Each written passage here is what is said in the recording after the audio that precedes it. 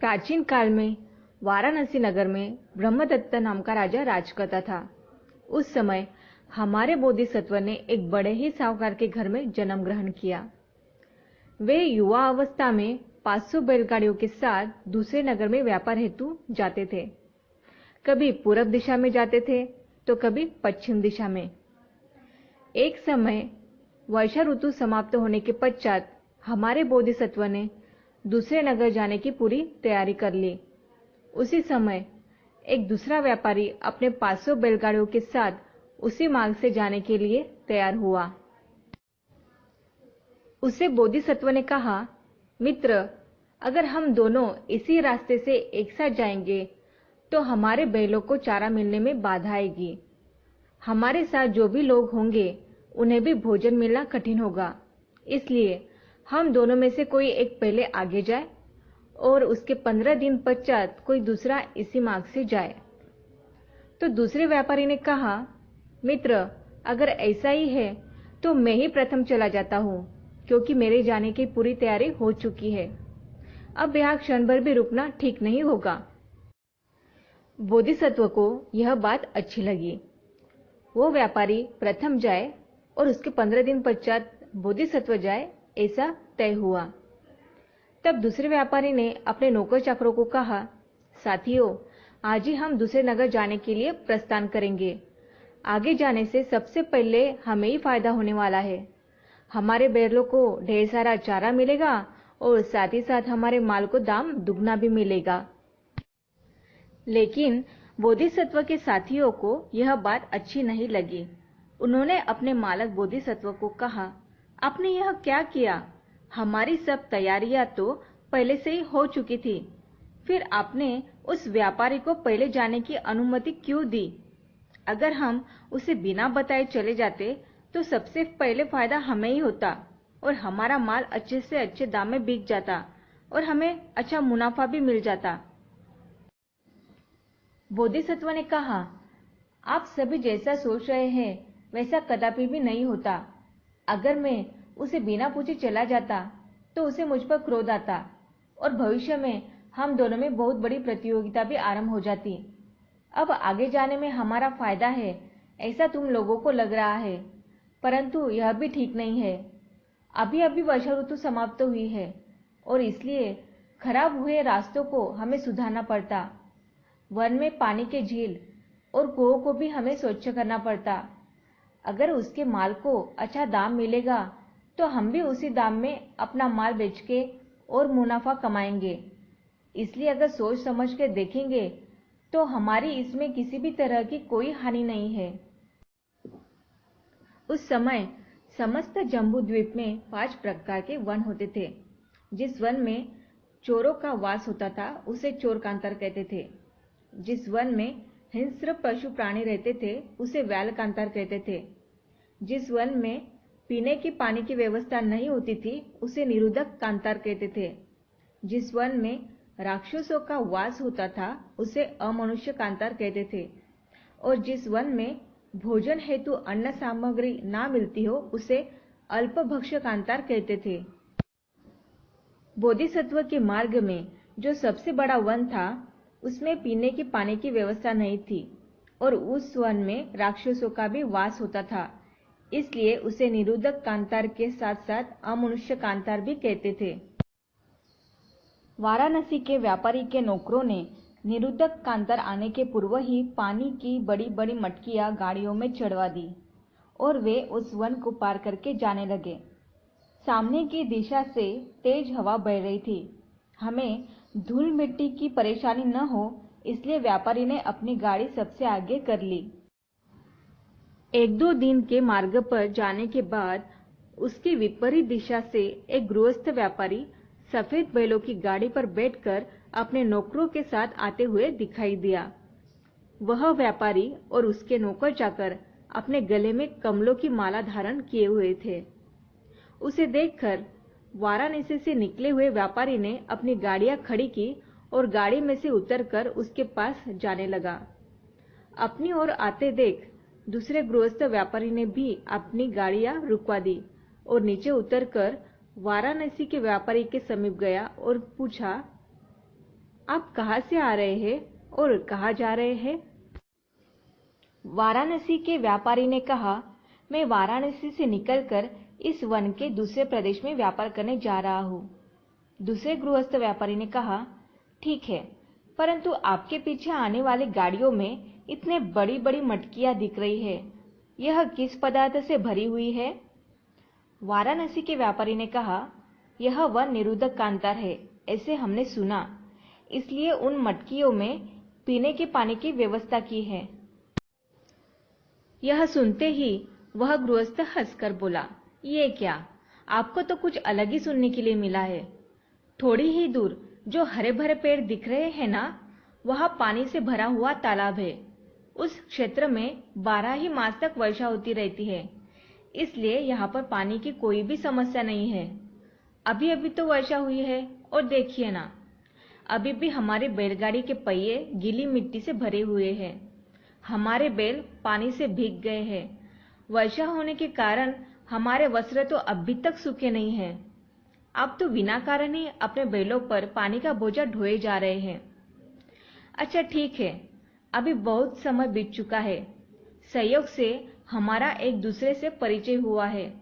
अगर भविष्य में फिर कभी मिलेंगे तो हमें स्मरण कीजिएगा। वाराणसी के व्यापारी ने कहा, आप ये क्या कह रहे हैं?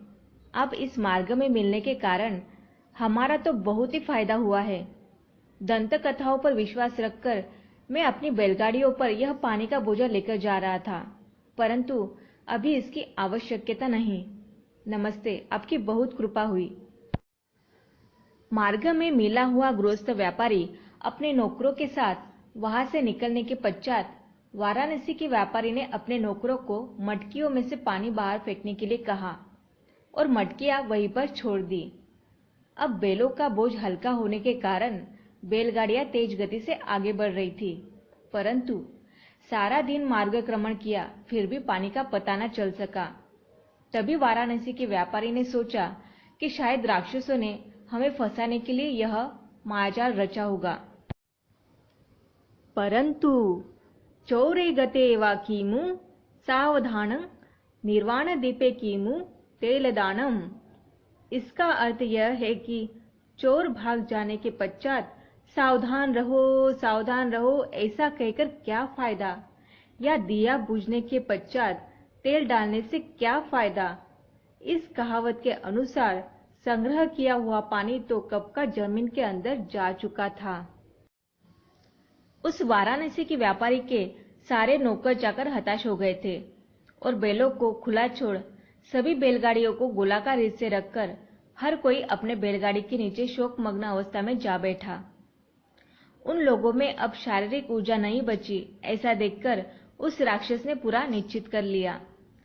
तब उस राक्षस ने अपने साथियों को कहा, साथियों, मेरी रची गई युक्ति पर तुम लोगों को विश्वास नहीं था, परंतु इस व्यापारी ने अपनी पास की वस्तु को छोड़कर किसी और के पीछे लगने वाला होने के कारण मेरा षड्यंत्र सफल हुआ।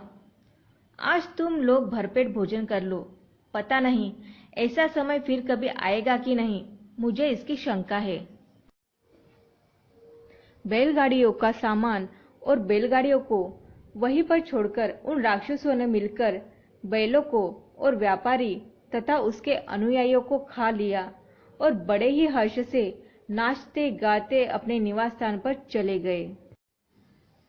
15 दिन बीत चुके थे। अब अपने बोधिसत्व की उस मार्ग से जाने की बारी थी। वे अपने साथियों के साथ वाराणसी से निकलकर हर एक रास्ता पार करते हुए आखिरकार उस जंगल में आ पहुंचे। वह अपने साथियों को बुलाकर कहने लगे, साथियों, यह निरोधक कांतार के साथ साथ अमनुष्य कांतार भी है, इसलिए हमें सावधान रहना चाहिए।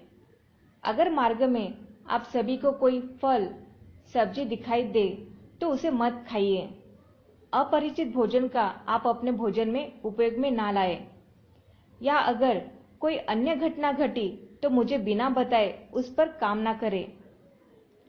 बोधिसत्व के कहनुसार सबने उनकी बात मानी। बोधिसत्व बहुत ही व्यवहार कुशल होने के कारण सबके हित का ज्ञान उनमें विशेष है। ऐसे सोचकर उन सभी ने सारी चिंताएं उन्हीं पर छोड़ दी।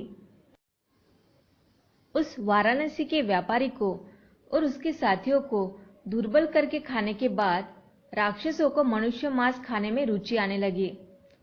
पहले ही जैसा गृहस्थ का रूप धारण कर बोधिसत्व के साथियों के सामने जा पहुंचा। पास में ही पानी का तालाब है, ऐसा वर्तमान कथन उसने किया। बोधिसत्व सबसे पीछे की बैलगाड़ी से आ रहे थे। आगे जाने वाले उनके कुछ नौकर तेज गति से भागकर उनके पास आए और बोलने लगे, महाराज, अभी अभी ना एक गृहस्थ व्यापारी अपने नौकरों के साथ आ रहा है। उनके गले में कमल की मालाएं हैं।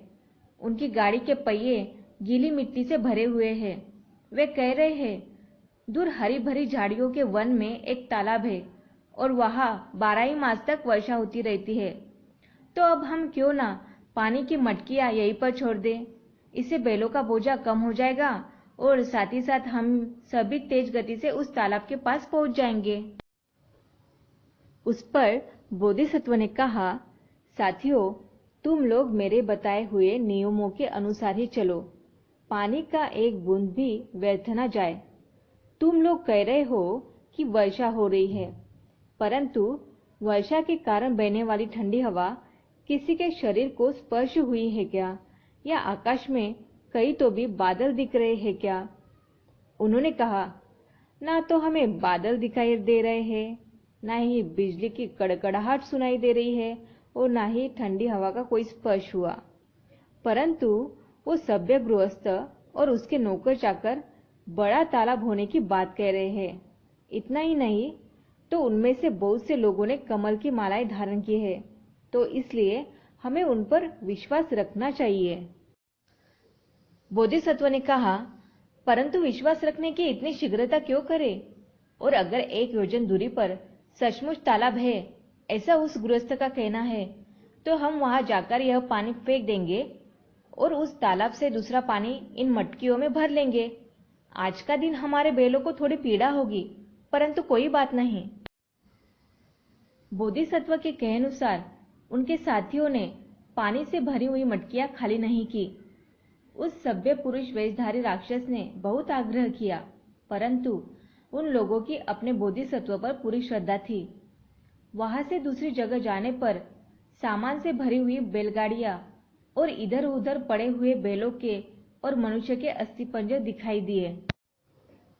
तब बोधिसत्व ने कहा, साथियों, देखो, अपना यह वाराणसी का मूर्ख व्यापारी अपने साथियों के साथ नष्ट हो गया। अपने पास का जल अगर यह फेंक न देता तो ये अपने साथियों के साथ राक्षसों के महाजाल में न फंसता। अपने पास का छोड़कर किसी और के पीछे भागने से ऐसे ही दुर्गति होती है। उस बैलगाड़ियों पर की बहुमूल्य वस्तुएं अपने गाड़ियों में भरकर और अपने गाड़ियों में से अल्पमूल्य सामान वहीं पर छोड़कर बोधिसत्व अपने साथियों के साथ बहुत ही सुखपूर्वक उस कांतार के बाहर निकल आए और दूसरे नगर में बड़ा फायदा कमाकर पुनः सुखपूर्वक अपने वाराणसी नगर में लौट आए। इस कहानी से यह सीख मिलती है कि अपने पास का छोड़कर किसी और के पीछे ना भागे।